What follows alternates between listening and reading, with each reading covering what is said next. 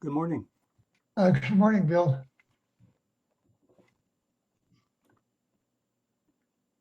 I guess we're first here. Yes, so far. There's an earthquake in Mexico, I guess. You've read that, Oh, no, I didn't. near Acapulco, but apparently not too much damage well, at least in Mexico City. Ah, I see. 7 point something, pretty strong. Ah, okay.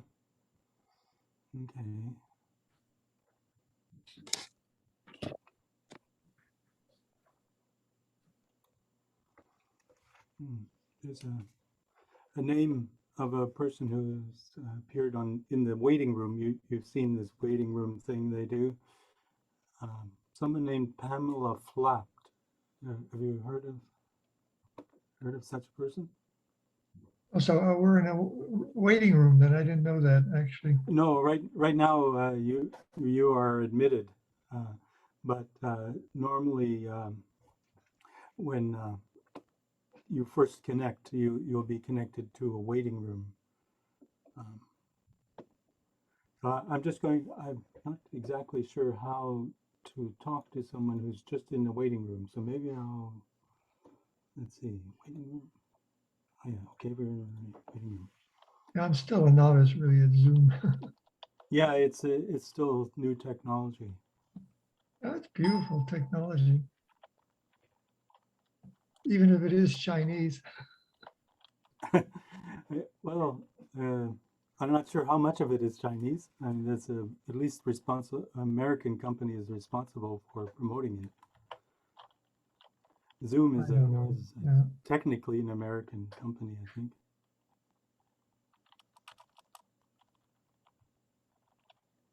Yeah, I guess there are other Zoom-like things around too that I don't know about, like Zoom or Google has something, whatever.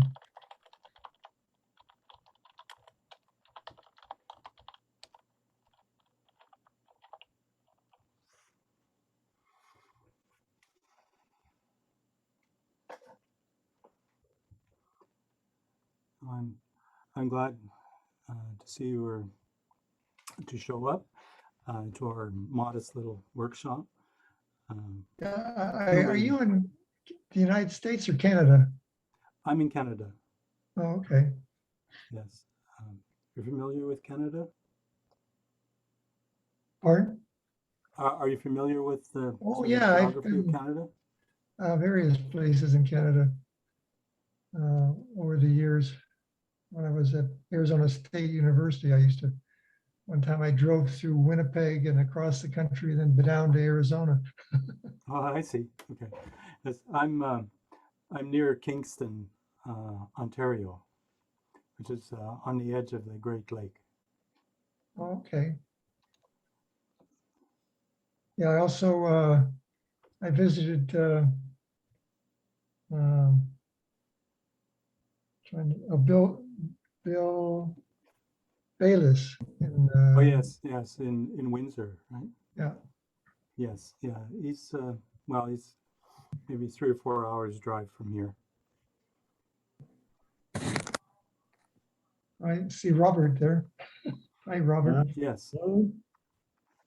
Okay.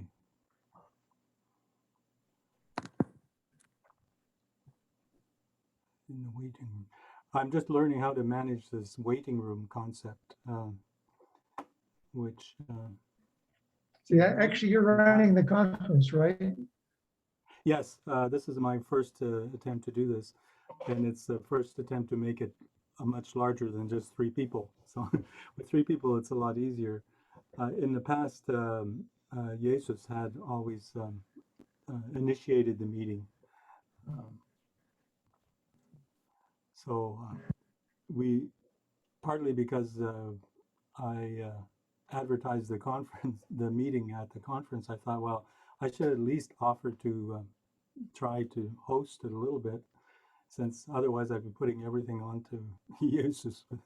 And although he agreed to arranging it, I think it could be a lot of work. So okay, there's still 2 people in this waiting list that I'm not familiar with, but maybe I'll admit them and then ask who they are, since I can't see any other way of doing it. Okay.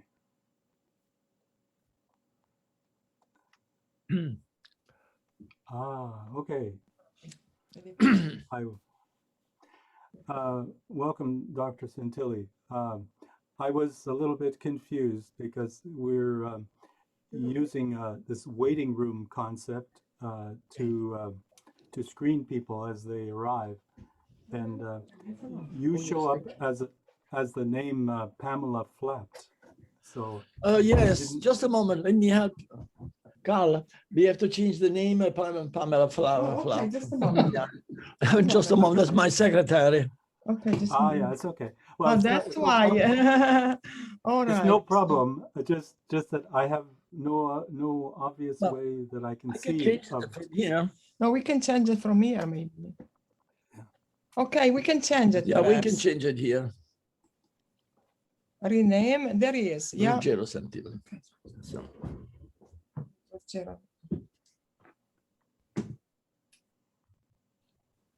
okay, we have a, okay.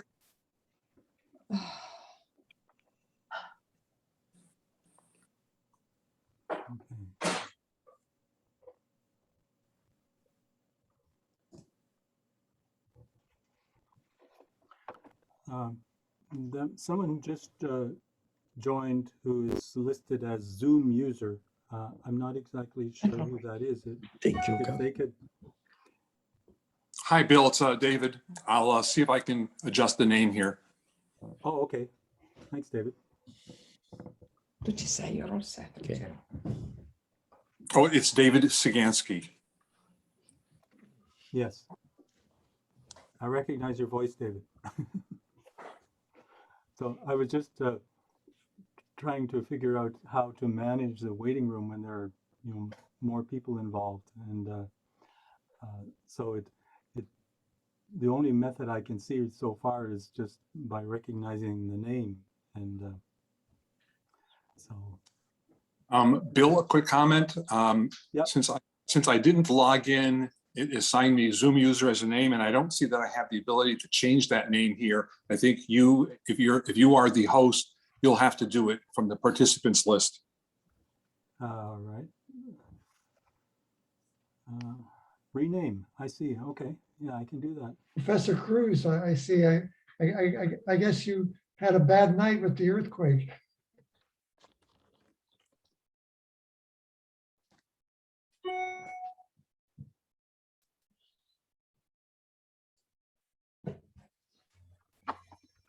Hello, good morning, everyone. How are you?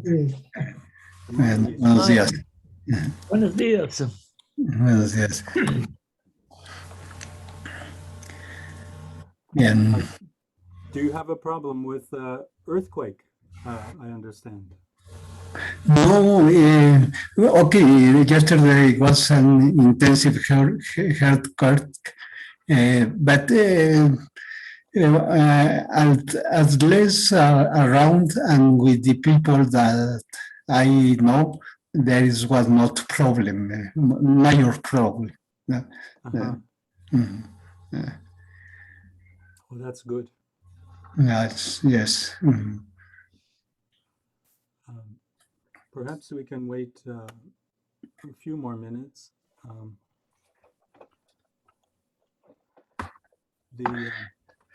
I know at one point Lou Kaufman said that he would be participating, but I don't see him yet in the list. I'm going to connect another equipment. Then I am going to ask again the connection permission. Yes? Oh, yes, no problem. Okay, thanks.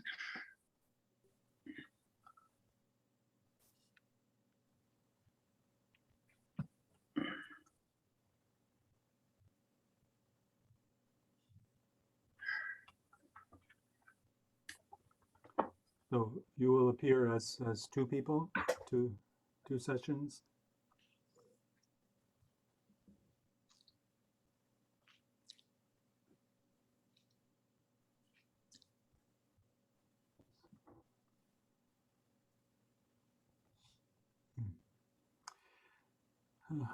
Well, we all are still just getting used to meeting this way. I was very impressed by how successful the GOL conference was at everyone achieving at least the opportunity to give their presentation. Like that was, to me, that was Yes. very impressive.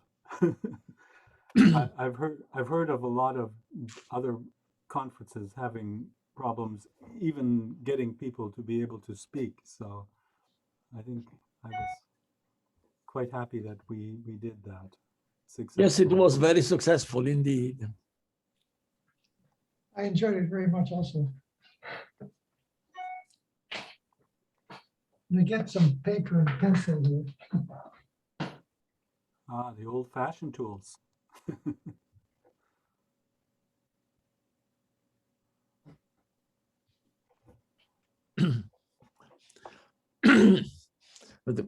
But the success was, there is also a very heavy work by Professor Cruz and everybody, all the organizers, very heavy work.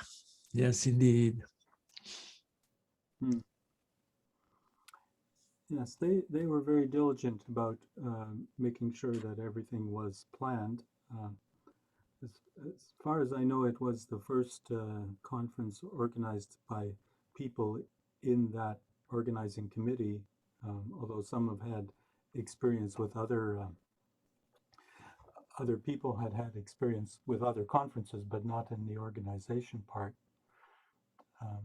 Plus, everyone was learning to use this newer tool called Zoom Webinar, which is different than what we're using today. Right? Today, we're using something that's just referred to as Zoom Meeting, which is more peer-to-peer oriented system. So it's, I think in some ways, the Zoom Meeting one, which is what I've been using for a year or so with other people, is a little better than the Zoom webinar, but of course it's designed for a different purpose, I think, ultimately. I'm not sure what happened to Jesus. He said he would return with another computer. He's still connected, but oh, here he comes back again. So.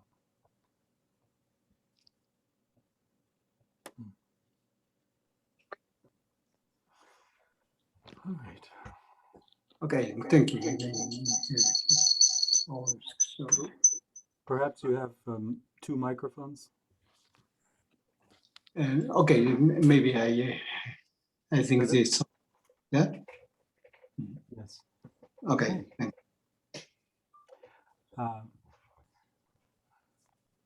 Let's see.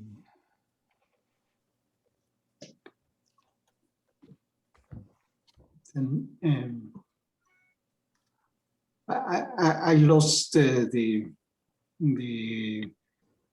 conversation you have.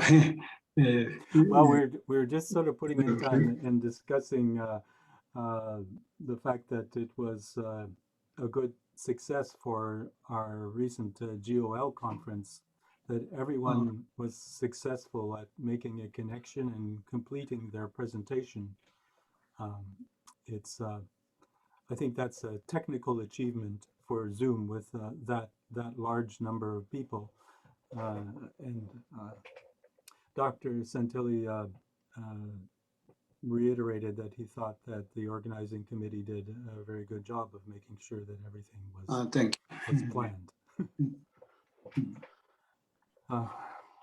But okay, I guess we should start. If I remember, I had in mind a short agenda. So the first I should mention that this seminar has already a long history. That I was first aware of it back in about January when I was contacting a few people with the suggestion that we meet by Zoom, especially since I had previously had a lot of conversations by email and sometimes in person with Zbigniew Oshevich. And so I was seriously missing that interaction and looking for other opportunities. So at that time, I contacted Justus and a few other people, and Justus actually said that he had such an ongoing seminar previously arranged with Zbigniew, and that they had met every week on Wednesdays. And so as soon as I heard that, I thought, well, this would be a great opportunity if UNAM and FES could, basically host this kind of seminar. It'd be much more credible, more official than if just some individual like myself says, "Hey, why don't we start talking about physics?"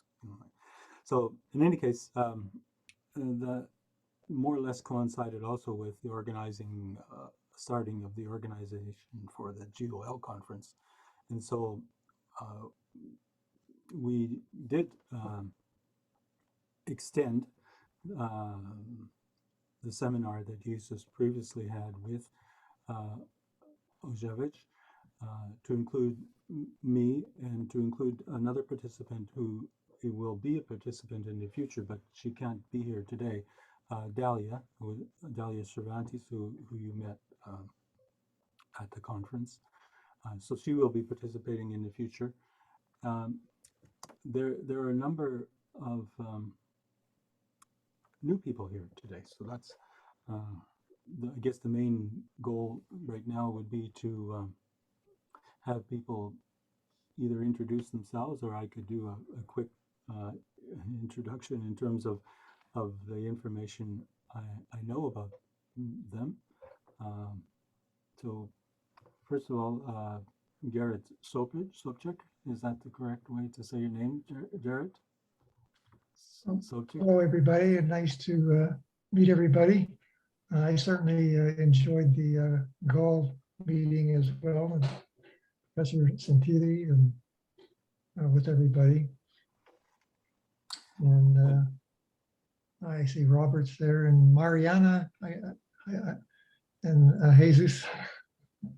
So I guess I'm most interested in your discussion of Oshevich, Professor Oshevich's co-vector ideas for special relativity, in particular that vector that was a kind of an intermediary vector that you mentioned, I think, Bill. So at any rate, maybe we can talk about it. Well, of course, Jared, you're very well known in Clifford algebra, or I think you prefer the term geometric algebra. So most of the publications that I'm familiar with that you have are in this area. And it was, I could just mention that actually happened the first time I met Oshevich was at the Clifford algebra meeting. But what stood out for me was that he wasn't giving a presentation on Clifford algebra at all. He was really talking about category theory. And that I shared some interest in category theory, and I think I might have been one of the only people who asked him a question related to his category theory. Yeah, was that at the Merida conference? I remember meeting you. I was at the Merida conference, but that was some years later. No, the meeting I'm talking about was probably about 2001 or 2, something like that. And it wasn't a GOL meeting, it was a Clifford algebra meeting. And I forget exactly where it was, but in any case, that's after that. That's when we started talking about relativity theory in particular, and that sort of went, the interaction went from there. So yes, at some point I will, in this seminar series, not today, but later in the series, I will be making some presentations about the work I did with Oshevich on relativity. And I'd be very happy to talk about covectors and so forth.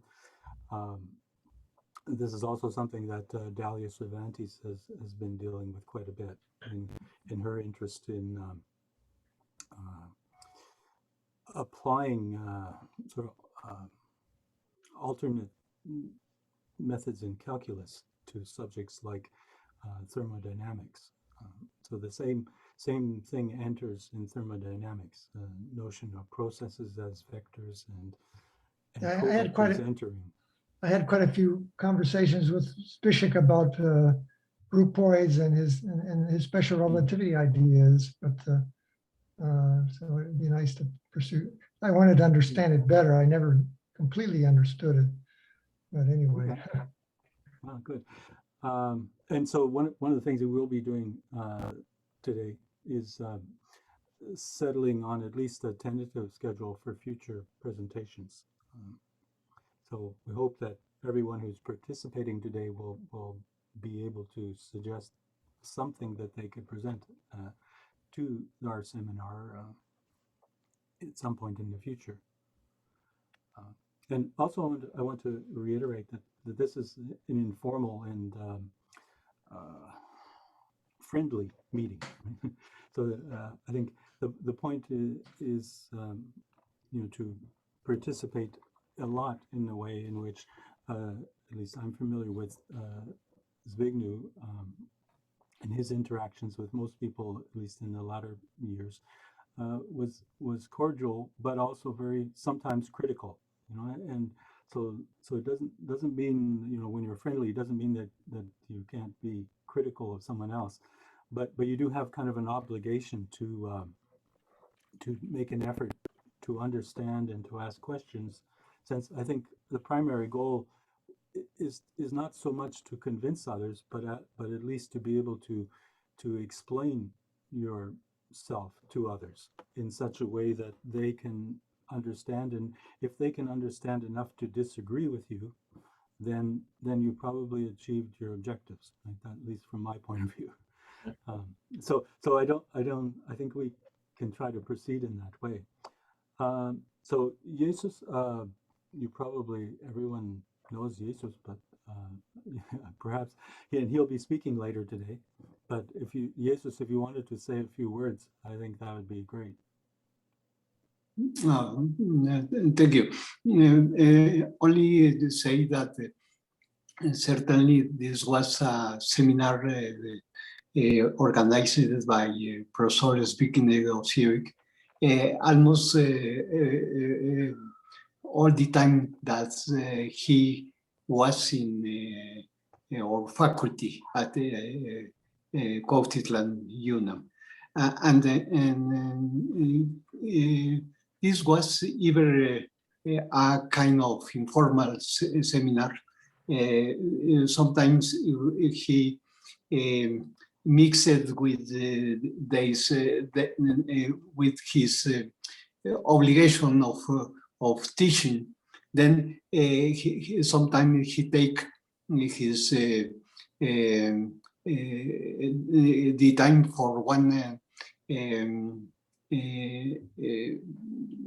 signature, and then he organized the seminar. And then sometimes the thematic of the seminars was around the topics of the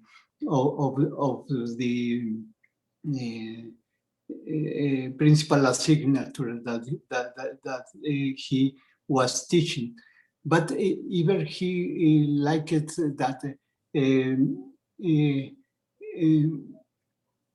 the people that was speaking about the topic don't used to be him, but he either invites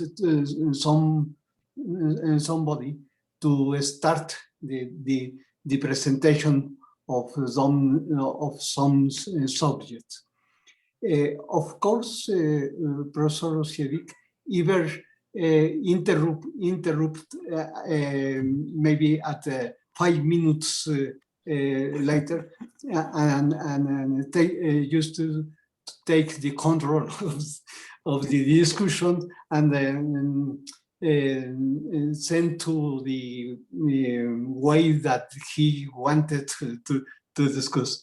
But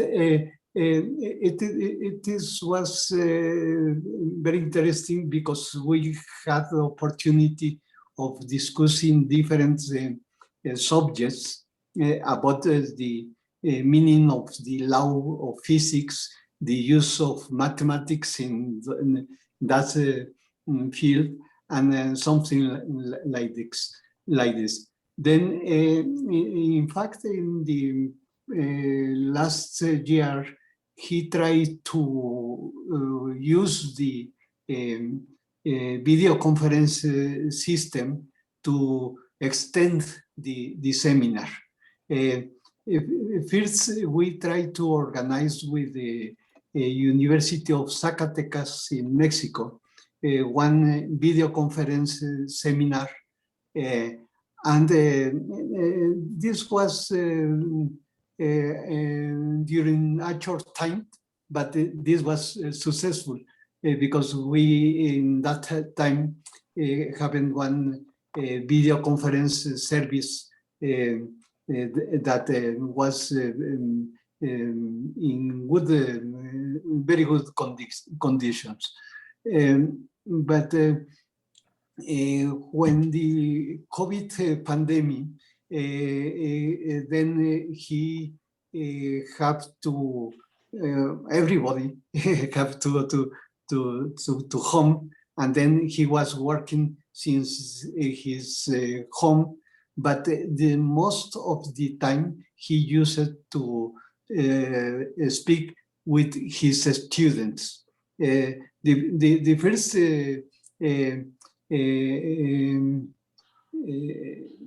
interest of Professor Sievic was given to the students. And then we interrupt some months the seminar, but at finally we organize again the seminar. And I remember the last weeks of this seminar, when we was seriously sick, he was even in the seminar discussing and presenting his ideas and something like this. Then this is the principal motivation for me to continue with the seminar, because I think that with this was a great, a big opportunity for me and for many people to discuss, to understand many topics. And then I think that this opportunity of continuous with this seminar can take to us to bigger understanding of the problems that are of interest. Yeah. Okay. I was thinking while you were speaking that one problem with a seminar on fundamental problems is that most people view fundamental problems as kind of trivial in a way, you know, like they are things that you don't normally want to question because you want to get on to do something else. You know, like you want to apply it. You don't want to spend a lot of time, say, questioning whether Maxwell's equations correctly represent electromagnetism, or even to discuss the idea that relativity might not be fully interpreted in a way that is compatible with future development and so forth. Like these seem like heretical sort of ideas, and they tend to get very short, very very limited access to any sort of publications and so forth because of this. But I think that was one thing that Roshevich always, he certainly was willing to reconsider everything from fundamental ideas. there was one quote that I know that I've always liked. Maybe Jared Sochep would appreciate it. Was William Clifford once said that the only way to understand geometry was as a child. Right? that if you started to try to understand geometry as an adult, then it would be hopeless. Right? That you just could never achieve sort of the focus on the most fundamental principles. And in any case, let's continue with introductions. The next person on my list is Rodrigo Santilli. Dr. Santilli, would you care to say a few words?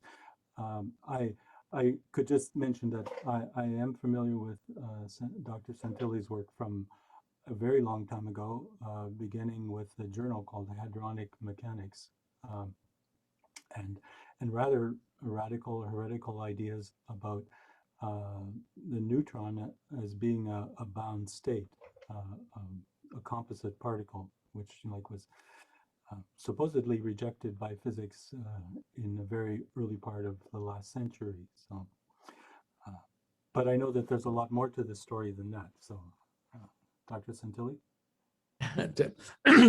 Thank you. As Professor Odziewicz, I believe, used to say that to be interesting, something has to be controversial. And yes, I've been interested in novelty in thinking. Essentially, if it is to to get me excited, there has to be a sense of novelty. However, I would like to, you mentioned about the structure of the neutron. I would like to indicate that all the efforts were toward the initiation of hopefully deeper studies on nuclear fusion. I was at Harvard. I was in the DOE contract. I was requested to study of the synthesis of the neutron from the hydrogen atom in the core of stars, because that's the most fundamental synthesis or fusion, if you want, in nature. The idea was, let's see what happened there, and then we extend the results to ordinary nuclear fusion. And so the aim was entirely on hoping to eventually to glimpse a little bit deeper into, because I believe that by far the biggest need of mankind today is new clean energies.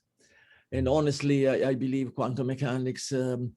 I'm a strong supporter of Einstein, Podolsky, Rosen. I believe quantum mechanics has clear limitation. I don't believe a mechanic which is majestic and magnificent, unbelievably successful for the structure of hydrogen atom, which is a permanently stable structure, has to be equally successful or is equally consistent for the nuclear fusion. That was the idea. But then immediately, a few weeks after starting the study, of the synthesis of neutron in the core of stars, then there was something. A number of problems emerged very forcefully that requested the exiting from the class of equivalence of quantum mechanics, the class of unitary equivalence, as you all know, in order to have any quantitative representation. The first point was that the proton and the neutron at one FM mutual distance, they experience an enormous attraction. It's very easy to calculate. It's a Coulomb attraction. It's 230 Newton. Newton is a force that you use for half a ton or over a kilo. So imagine, and so I was, shocked to see that quantum mechanics could not possibly represent a bound state between proton and neutron. It doesn't exist in quantum mechanics. As we all know, the Bohr bound state is the smallest. So, but that was only the beginning. But then I started to do the calculations, and the Schrödinger equation blew. technically the initial equation of the Schrödinger equation had no solution. We couldn't get anything out of Schrödinger equation because this, after consulting the best mathematician, Harvard, MIT, I consulted everybody. But because the mass of the neutron is 0.782 MeV, bigger than the sum of the mass of the electron and of the proton. And under those conditions, the bound states, not isolated states, no, they can have any energy, but bound states, do not admit solutions. So that was the second major difficulty, and then there were a number of other problems that essentially forced us to exit from the class of equivalence. The origin, in other words, we are talking about fusion in which you have an excess mass rather than a mass defect. You have a mass in excess, which is very unusual. But of course, if I can express, here we are on a meeting on fundamental problems. Allow me to indicate that the fusion of the synthesis of the neutron in the coral star remains, despite, I've dedicated over 10 years and years of research, remains one of the most fascinating for me mystery of nature. Let me glimpse one. For instance, okay, there is this mass excess. Okay, but of course, but then we miss a mass. But where is this energy coming from? Well, immediately the answer from my colleagues at Harvard, MIT said, Roger, what do you think? This is normal. The energy, the missing energy originates is provided by the relative kinetic energy between the proton and the electron at the time of the fusion. And I said, thank you, that's certainly plausible. But remember, if you do the calculation, the cross section at 1 MeV between electron and positron is virtually 0, 10 to the minus 20 bars. Therefore, the chances that the proton and the electron will fuse themselves when their cross section is 0 is virtually as no grounds. So this is one of the biggest problem. Also, I don't remember the number exactly now. Those are big numbers. Apparently, there are 10 to the 40 neutron synthesis per second in a star, and if the energy to synthesize all those neutrons comes from the star, then my God, the star will cool down, will never ever create light, never, because but surely there is some sort of equilibrium state, right? To reach neutron synthesis also is accompanied by decay, right? So that at some point the population of neutrons reaches some kind of stable equilibrium situation. Yes, very true. But at the beginning, quasi-stable. But yes, very, very true, of course. But my point is that at the beginning, you need a certain number of neutrons to create the deuterium, and then after that, the stars can start to produce light. So you need lots of neutrons at the beginning. And if the energy, 1 million electron volts per neutron has to be released by the energy, by the star, then the calculation show that the star will cool down. This is what the calculation, at least very preliminary. Just to flash the mystery of the problem. I don't at all want to interrupt your presentation, but I don't want to get in too much depth. The only other thing I wanted to, I hope you mention, is that you have somewhat alternate approach to quantum mechanics involving the notion that one should deal with extended bodies as opposed to point-like objects, and that this leads, I think, to the mathematics that you referred to as iso, and basically isotropy of various kinds. Right? So that's always been for me a challenge to understand that particular extension of the original quantum mechanical ideas to extended objects, and that is another very foundational idea, right? That mechanics of the 19th century was basically mechanics of points. I mean, also, of course, rigid bodies and other assumptions, but it, for the most part, mechanics didn't incorporate the interaction between the internals of an object and the internals of another object as part of the overall dynamics. And so I've always thought that was sort of novel, and unfortunately, I've never had enough time to look into it more deeply. I've only seen it referred to in your work and in some other people who have followed your approach. So I hope that at some point in our seminar series that you will be able to give us some sort of in-depth ideas or development of these ideas. I know that you've had you've taken the opportunity to develop tutorials and so forth, which seem a little imposing, to start with. And so I hope that somehow you can make a presentation that will be challenging to us without requiring huge investment of time into going through hours worth of tutorials. Of course, that might be impossible hope. Tutorials are interested for students, not for colleagues, of course. Yeah. Of course, no, that would be very presumptuous on my part. But I will, yes, I love to, because it is my deep conviction, of course, and that we to really go deeper into new energy. Again, I'm obsessed by it. It's been all my life. All my studies have been toward new energy. At least do my best. But I think that it is crucial to represent in an invariant way, in an invariant over time, the size of proton and neutron in a nuclear structure. Otherwise, the nuclear fusion, sure, of course, all the work done, of course, physics is an approximation anyhow. So definitely all the work done had to be done. There was no other way. So it's absolutely no criticism.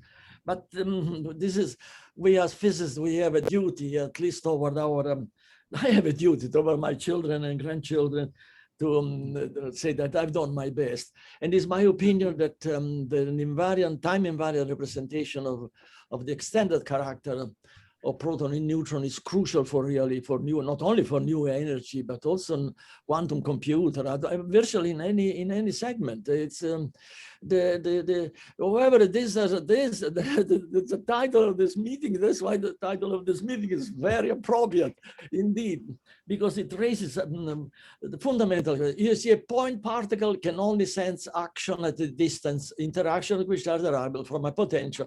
Therefore, systems are represented with Hamiltonian, in which you have kinetic energy.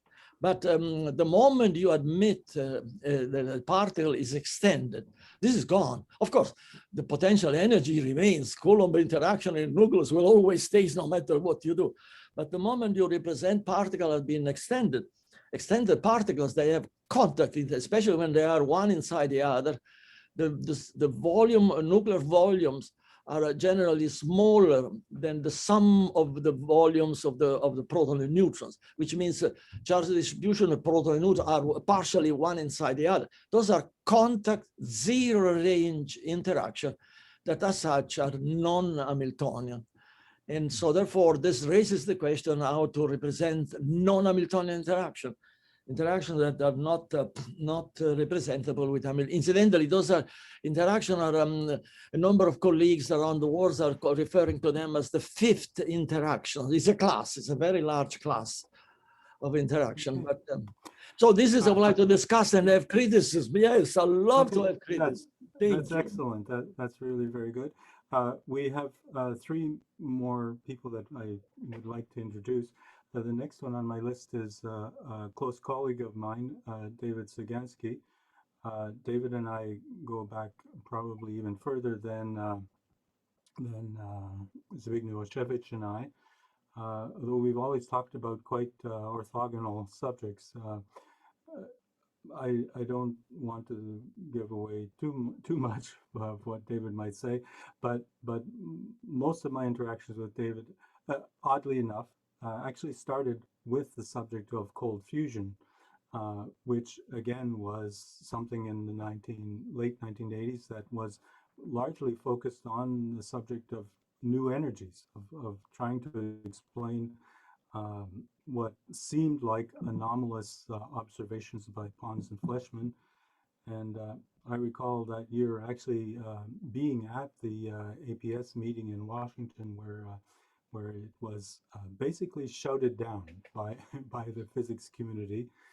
Um, but in spite of that, there was a continuing interest on the part of a number of dedicated people, and at the time David was among them, who were trying to explain how this could possibly be the case in spite of being in apparent contradiction with conventional physics, and even in contradiction with quantum mechanics and so forth. And over several years, we did develop many ideas in quantum mechanics, but most of our interaction has been focused on trying to get agreement on rather deep subjects by elaborate use of computer algebra systems to explore the mathematics, foundational mathematics. And I think from my point of view, this is an achievement actually, to be able to use a tool like computer algebra to come to an agreement with a colleague. It's very difficult to reach agreements. Like Oshevich always said that, seemed to repeat frequently that science was a subjective thing, that people could expect to develop new ideas, but that they would always remain their personal ideas, and that trying to get other people to believe in your personal ideas was difficult at best and impossible in principle, right? Because everyone has their own motivations and background and interests and so forth. But somehow I think David and I have been successful at resolving over many years different sort of conflicts and differences of opinions, simply by working right down to the fundamental detailed calculations at at the deepest level, like not just with high level mathematics, but working right down at the engineering level calculations, but with a very deep background. So, and I should mention that David is by education electrical engineer, former dean of Worcester Polytechnic Institute, and that's David. What else would you like to say? All right. Well, first, thank you for the intro. I was going to put even a sharper point on what you said. Yes, Bill and I have known each other since March 23rd, 1989, the day of the Pons and Fleischmann announcement, because we met as two interested parties on the then primordial version of the web. We met on Usenet and instantly became colleagues because we both had a tremendous interest and background in mathematics and physics, and decided that two people could take on the world of trying to understand fundamental problems. And so in those 32 years, we've collaborated on many things. I think a good way of thinking of it is that he and I have been playing mathematical physics for 32 years.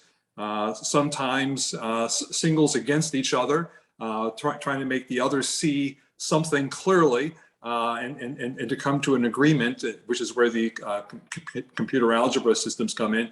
And sometimes we play as doubles, he and I against the rest of the universe, trying to pry loose some new and better understanding of fundamentals. And our quest has taken us through almost every body of physics and every body of mathematics. I can't help but mention, seeing Garrett here, that yes, your volume on geometric algebra for scientists and engineers sits on my bookshelf and has been thumbed through and read through several times when we became very deeply involved in the geometric calculus, Hestein's approach, and looking at some foundations in both quantum mechanics and relativity along the lines of Doran and Lazenby and a few others from Cambridge. And I'd say most of our work has been in the area of foundational quantum mechanics, where in particular, it's not so much to upset knowledge as we know it, but to understand where it comes from. We too often are subject to Feynman's idea of, nobody can explain quantum. And the question is, well, shouldn't we be able to, and trying to find, I'll call it the sub-quantum explanations for the theory that we have all stumbled onto and has proven so resilient to all tests and understanding. The last, just to give an example, since everybody was giving a notion of what they've been doing, the last couple of years, and here I have great luck. So I am, after having spent a career as professor of electrical and computer engineering and as a dean of engineering, I am finally professor emeritus, and that gives me spare time in my retirement to now delve into all the topics in physics that I truly enjoyed and had to sometimes put aside to teach my classes, write my papers in the subject area in which I was working. And so in recent years, I've been able to throw an enormous amount of time into trying to put some very hard bounds and dynamics to the whole notion of I'll call it many world theories of quantum mechanics, which too often are simply a sketch in people's minds, a notion of, yes, well, anything can happen and worlds split and so on and so forth. And the question is, can we go from a concept to a hard piece of engineering? Exactly is what is happening. What are the bounds on what is happening?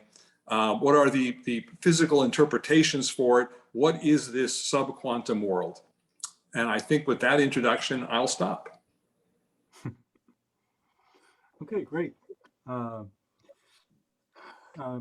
David, certainly would invite you in future session to give a presentation on some of the work that you've been doing or that we've been doing together.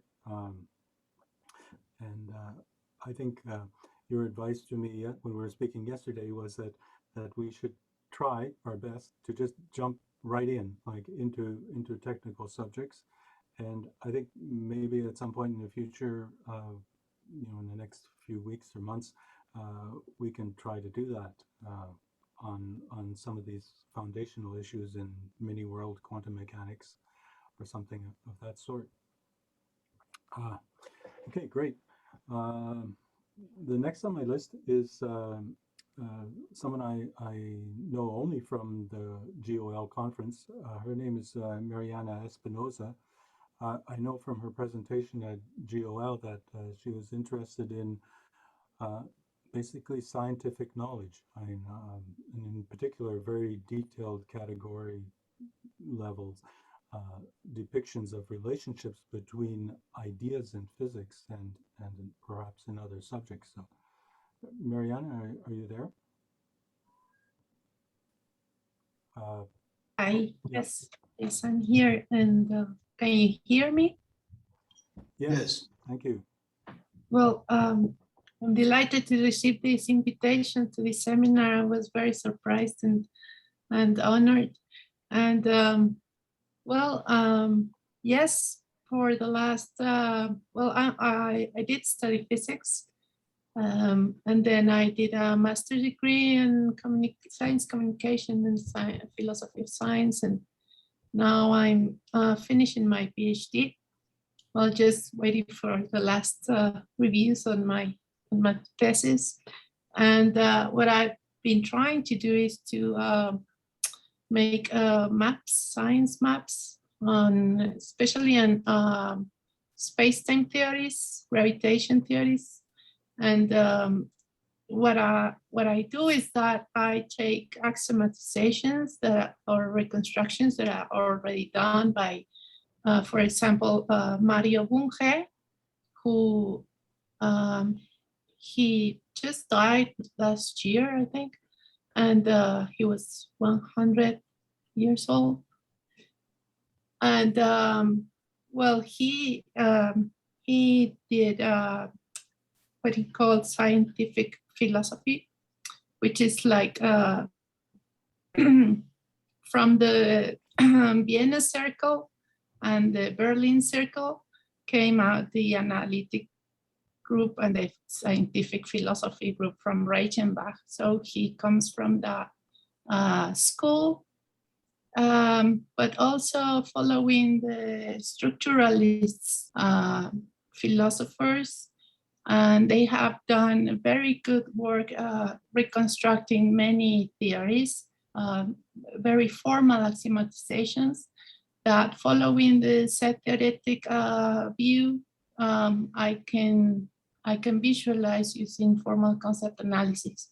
But I've been participating also in the mathematics structuralism seminar at the Philosophy Institute at UNAM, where we were studying category theory. So I'm also familiar with category theory, but most of my visualizations are using networks, network visualizations. So I also do bibliographic visualizations, you know, on references and citations and some other metrics, histograms and thematic bursts and word countings and those kinds of things.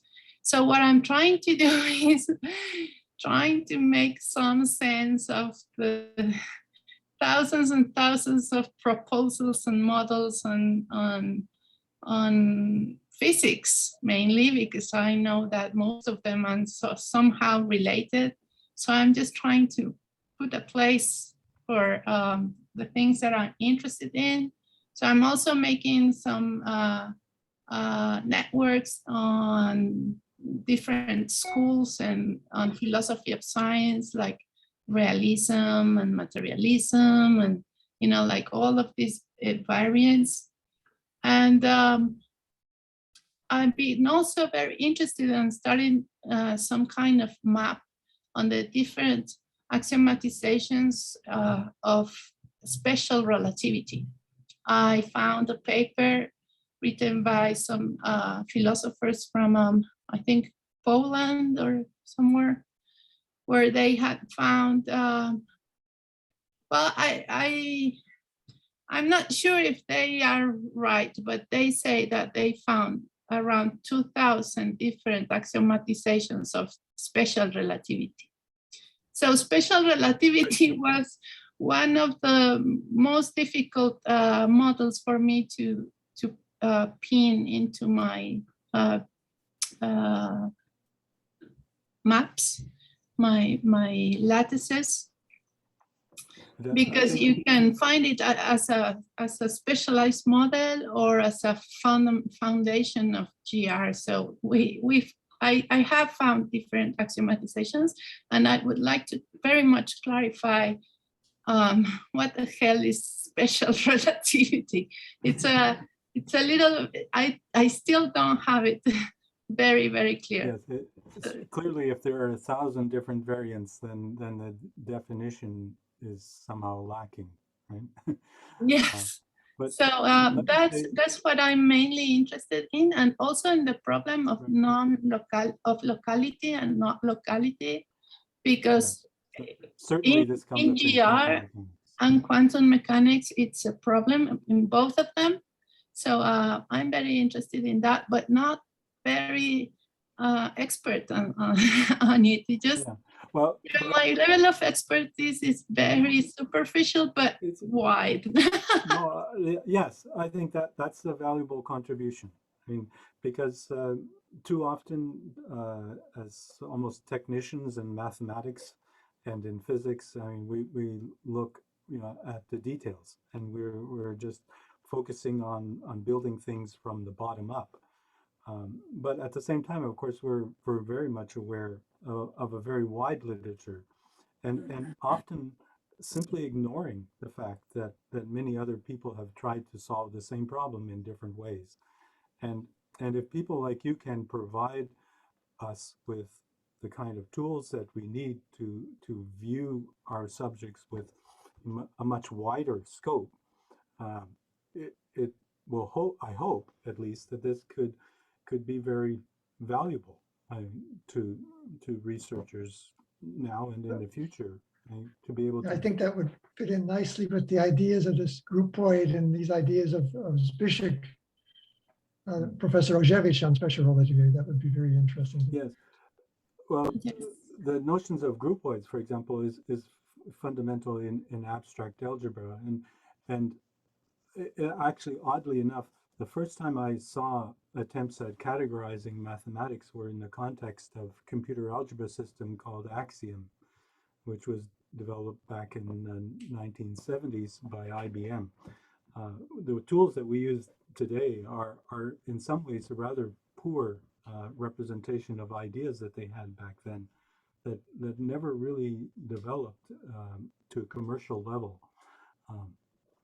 And one of their limitations was that the structure of mathematics was so incredibly complicated that and of course it had already been shown that you couldn't really axiomatize mathematics from the fundamental principles, just even on principle. So that sort of meant that there were problems in dealing with it in a fully axiomatic way, but it didn't really deal directly with the fact that we had such broad categorizations and different tools available, and not being able to mix the right combination of tools we need for a particular purpose for application in physics, for example. But let me skip on. I know time is rolling on, and we're almost at our 1 hour limit, and we haven't even had our main speaker. So, but this is quite okay, because I mean, we will continue this seminar session, and I think with everyone who has time available, we can continue past the 1 hour period. The last person I have on my list that I haven't mentioned yet is Robert Ojarek. I'm sorry, Robert, if I mispronounce your name. It was almost. My friend David reminded me yesterday that I should pronounce the second syllable with a higher accent. Ozark, is that correct? In any case, I know Robert's background for several years, and he has an interest, especially in knot theory, and sort of the more abstract parts of knot theory, especially in relationship to Lou Kaufman, who unfortunately I guess wasn't able to show up today, but did announce his intention to be able to participate in our seminars. So I'm very glad that Robert was able to. And Robert, what would you like to do as an introduction? Yeah, thank you. I should say first that I am sitting here also for my wife, Hannah Makaruk, and she is at work, so she couldn't join us, but she greets everybody. And we both actually are interested in fundamentals of physics and mathematical description of that. We both working not only, as you said, for example, me, that I am in knot theory. Yes, I am interested in a couple of years in knot theory, but I am also interested in relativity and quantum mechanics and quantum field theory. All these basic theories of physics are of interest, and I know that Hannah is also interested. And we particularly are interested in the role of geometry, symmetry, those basic things which are behind them, because we see that at the basic level, everything is very geometric, and symmetry plays a big role in all of physics. So I would say that we are interested in further understanding. And in particular, it is interesting, of course, to see the role of groupoids, not only groups in the symmetry. and also categorification, because it looks like categorification leads to somehow more deep metaphors and more general views on certain things. So also I think in physics it will be helpful.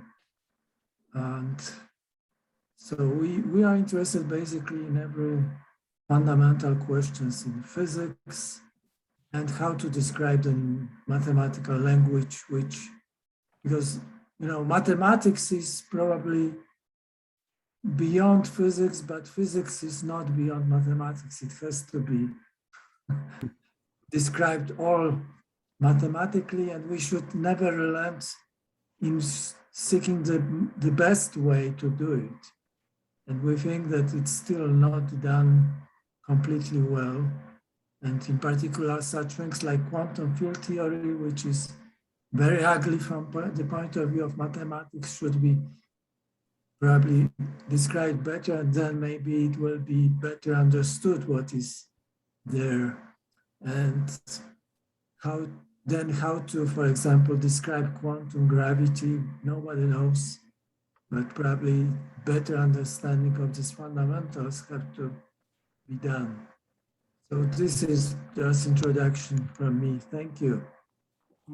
Thank you, Robert, and I look forward to a presentation from you in the near future, and from Hannah, provided that she's available. In particular, with Hannah, I do want at some point in the future to have a conversation with her about symmetries and Noether's theorem, and the relationship to conservation equations, which are very deeply fundamental in physics, of course. So I maybe with Oleszewicz's sort of tutoring me, I feel a little bit reluctant to admit geometry as in the same category, but I like to include symmetries in for sure, and so just to be a little bit controversial. So of course, because Jared also likes to refer to geometric algebra. But a lot of these symmetries can be expressed without geometry per se, and that I think was one of the things that Oleszewicz seemed to be trying to do, was to eliminate geometry from physics in some way, or at least to limit its application to physics. So that's so I think I'd be very much interested to hear your point of view on this. Somehow he wanted to replace it with algebra or something like that. Yes, exactly. Yes, as somehow more fundamental. So finally, I know there's very little time left, and if anyone, of course, wants to step out of the conversation, we only initially booked 1 hour, but there's no fundamental time limit here, except for people's own personal schedules.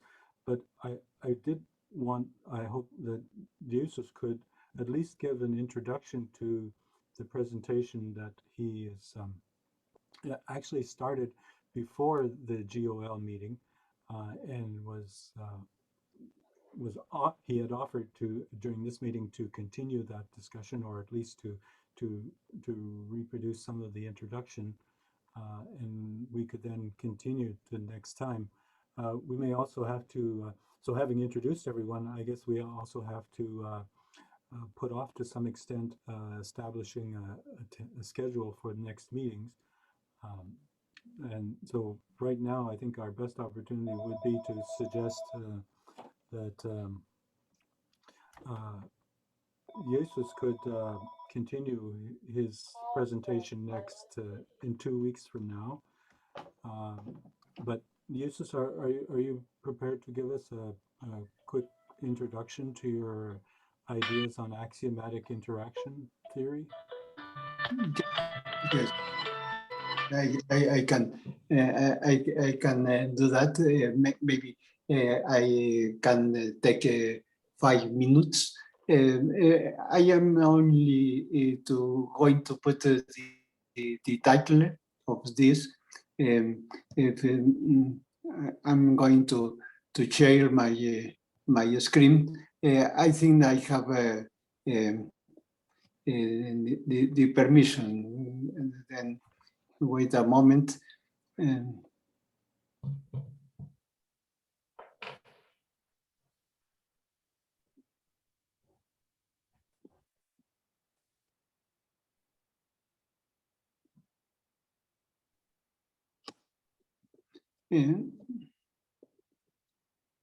Okay.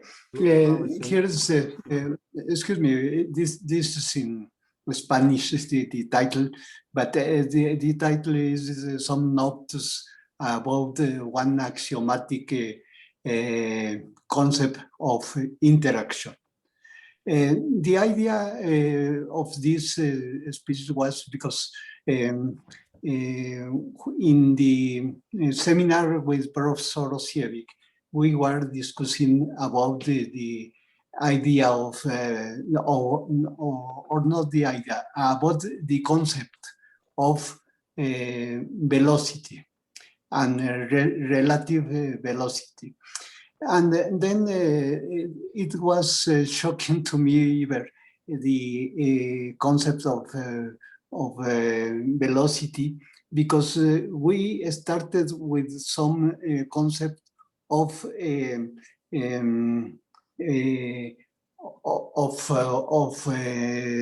space that was behind this concept.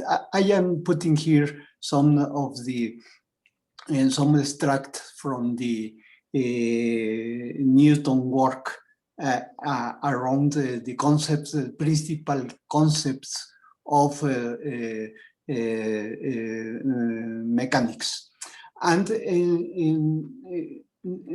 after he was making these definitions, that I think it is too much important in the methodological way, that he started with definition of principal concepts, and after he built the mechanics of ideas over this. And he defined force, mass, momentum, but when he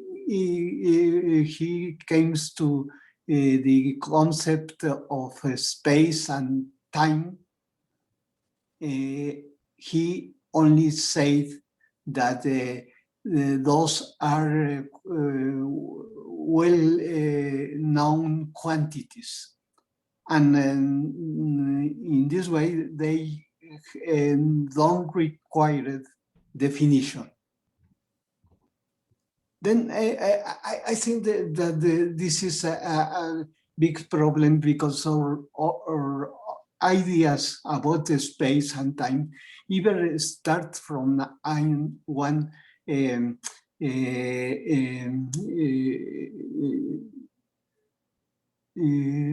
empirical concept of these ideas, and then after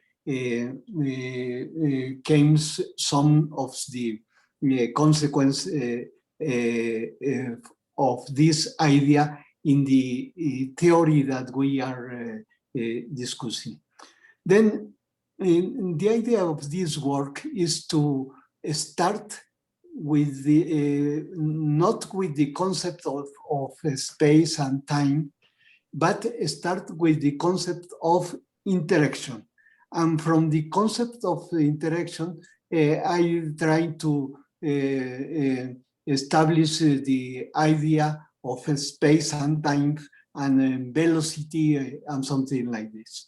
Then I try to start with one abstract definition in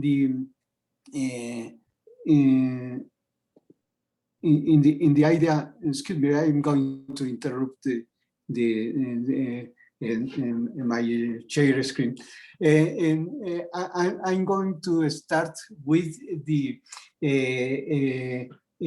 definition of interaction in a categorical view, and then from this definition, I try to build the other concepts.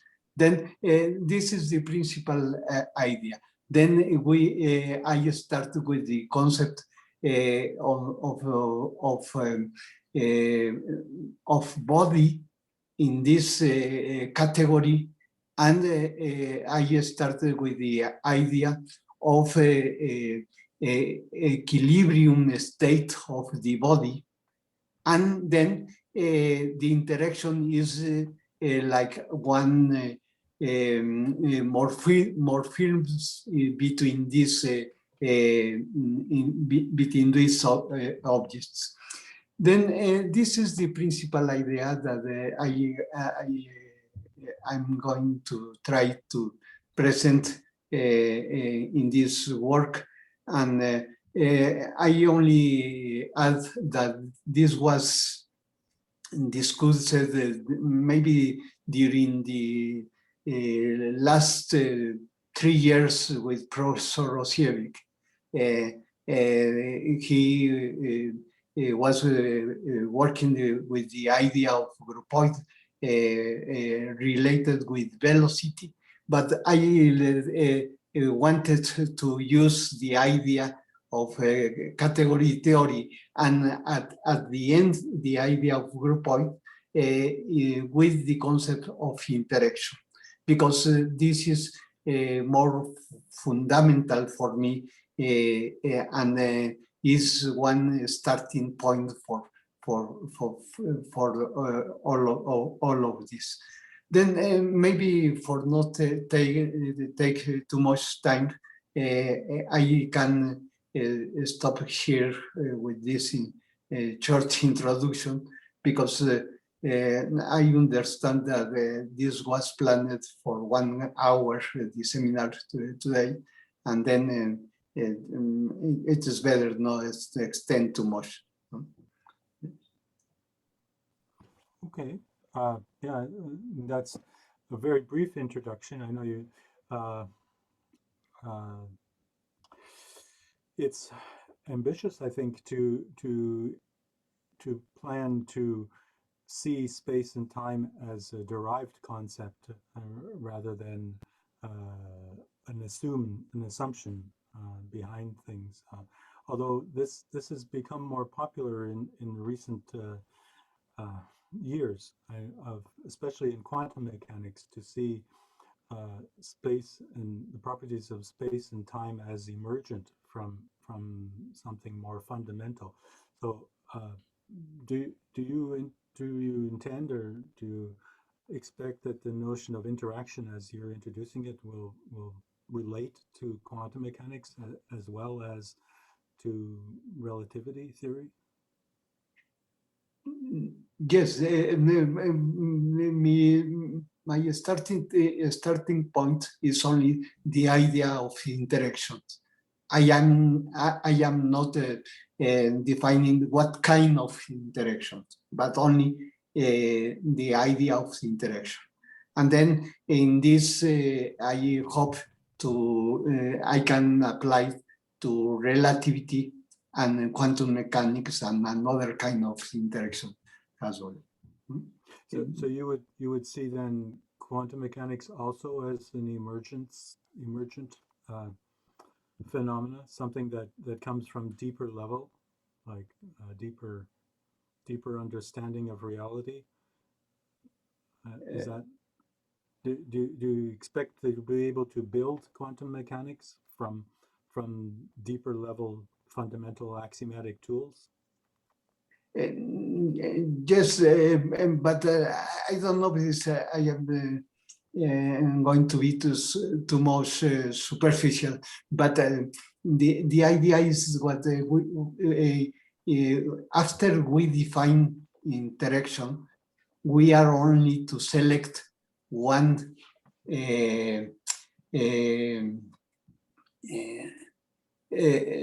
one kind of category that describe these interactions. And then at the end, I arrive to one kind of algebra that is going to describe this kind of interaction.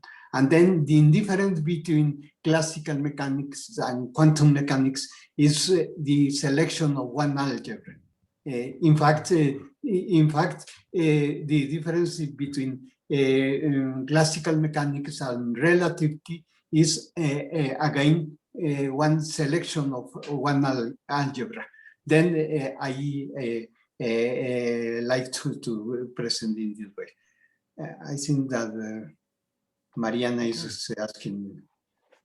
Yes, oh yes, Mariana has a question. Well, two things. First, if you had heard about the Wolfram physics project that he started, well, he started it 20 years ago, but he retook it, restarted it last year. Have you heard about this project? Where he takes as the basic element, not points, but interactions between what would be space points, but the important thing is the interaction, and it's very general for any kind of interaction, but he builds and time and, well, especially space is emergent from and physics is emergent from his project, from the way he puts things. It's very, very interesting what he's doing. And also from ontology, from Mario Bunge, you can find two kinds of very, very basic interactions, which is juxtaposition and superposition. And if you combine these two, he calls them composition. And it's meant to be for any kind of matter. So maybe you can look around these two things that may help you to elaborate your ideas. Okay, thank you. I don't catch the first project that you. Wolfram, you know Wolfram, Stephen Wolfram, who built Mathematica. Wolfram, okay, yes. the new kind of science. Oh, yeah, very A new interesting kind of ideas. science. Well, he restarted his project with the aid of Jonathan Gorard, who is like super bright guy, and they have a group and they have tons and tons of videos and information on their wiki page, and everything is super explained, and it's very, very interesting to see how he talks about foundations of physics. Okay, yeah, I know that that project. Okay, good. I have that book of Wolfram that is called a new kind of science. A new kind of science, yes. No, built from nothing. Well, he retook the whole project, and they have been working like crazy during the quarantine, because they had like a lot of time, and all of the work was done interactively, so you can access to any working topic that they have. Mariana, you're speaking especially about the more recent work by Wolfram. Yes. Right? Yes. Which is last year. Which is much more fundamental than his original publications. His original publications were mostly focused on cellular automata. Yeah. Yes. But in the more recent formulations, there is a relationship, but it's quite remote. I think the more recent formulation has to do with like much more foundational ideas in network theory and graph. And he has an interpretation for quantum mechanics and GR. Like he can from his results, he can say like, this represents quantum mechanics, this represents GR, the different ways to interpret his network. So that is very interesting. But my ideas came from the work that I was making with Professor Osiewicz during many years. And this idea started first thinking that the laws of physics are universal laws. Then those are independent of the observers. This is one of the starting points. The second is that the laws of physics can be expressed like differential forms equations. Then these equations are expressed in one way that those are independent of the observer. For example, in electromagnetics, one can express all the Maxwell equation in two laws that are current charge conservation and the idea of conservation of electromagnetic fields. With these two laws, you can build all the electromagnetics. Then the idea is that this way of expression, these laws in one way that is independent of the observer, then we can express after the laws observer dependent laws. And then for one inertial observer, you get the Maxwell equation, for example. But you can define any kind of observer here. And when we speak about any kind of observers, here we get the fundamental ideas of relativity, because those are observer-dependent laws, and then you have to get some kind of transformation between the observation of each observer. And here is when we get the concept of relative velocity. But this was the problem for me, because the concept of relative velocity find his roots in classical mechanics and the classical ideas of space and time. And then those was not satisfactory for me. And then I tried to go back to this and only take the idea of interaction and to look how this concept of interactions have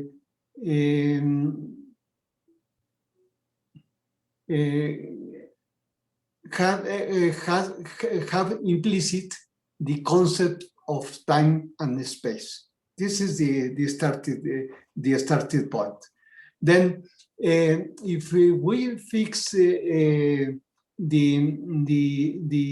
idea of interaction, and after following some concepts that we were using about the differential forms or vector forms, and the product of differential forms and vector forms that takes to you to a scalar to a scalar ring, then we can build in the back starting from the scalar ring, the differential form, the vector form, and then those have implicit the idea of time and space. And this is the idea that I am trying to Jesus, do you say that that relative velocity then would be one aspect of interaction? Like, Yes, yes, yes, yes, yeah, yes. so Relative, relative velocity is not a matter of simply of measurement, but actually a statement about reality. but what does mean reality? Yeah. Well, yeah, of What course, does, yeah. no, no, no. But a statement of relationship between objects. Right? The relationship between the objects is established when you get to get one medition of that property of the object. If you get one information about that object, is equivalent to make one kind of medition. It's equivalent. And then So you also include some in your theory of interaction, then you will also have some theory of measurement. yes. Because okay, I am following the idea of Frankel that was trying to formalize the concept of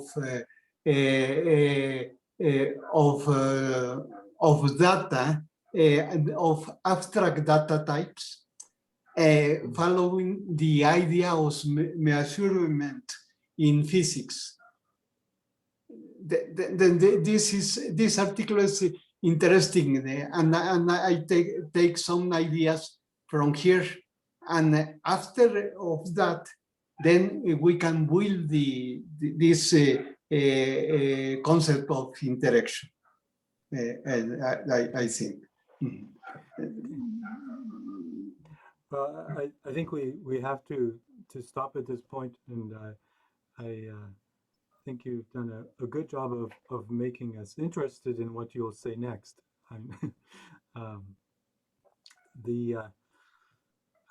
Our meeting is scheduled to continue in 2 weeks' time. But in the meantime, I hope that we could have some communication by email and perhaps some proposals by participants on subjects that they would contribute to the seminar at some point in the future. And then when we meet the next time, we could discuss a possible schedule of presentations, and then hopefully not spend nearly so much time on introductions and go directly into Professor Cruz's main part of his presentation. But with that, I guess I'd like to thank everybody. I could remind you also that this was recorded, so that if for some reason you would like to review what people have said, I will be sending a link to the recording following the meeting. Okay. So I hope you will see you all next in 2 weeks' time. I have to discuss with Jesus about hosting, because I think I may have at least a partial conflict in 2 weeks.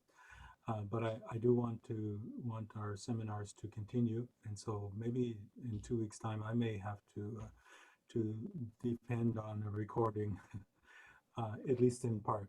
So, but this is our intention to try to continue to co-host this seminar between Jesus and myself.